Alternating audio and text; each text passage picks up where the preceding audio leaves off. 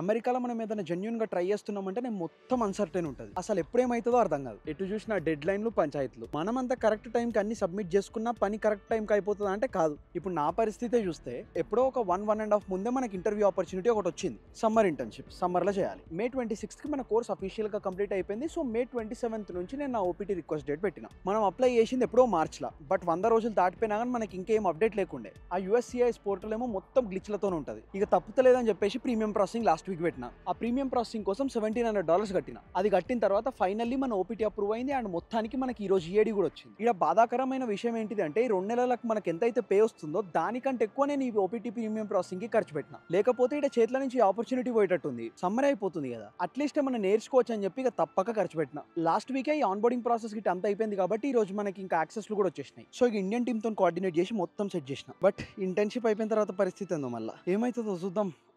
పండగ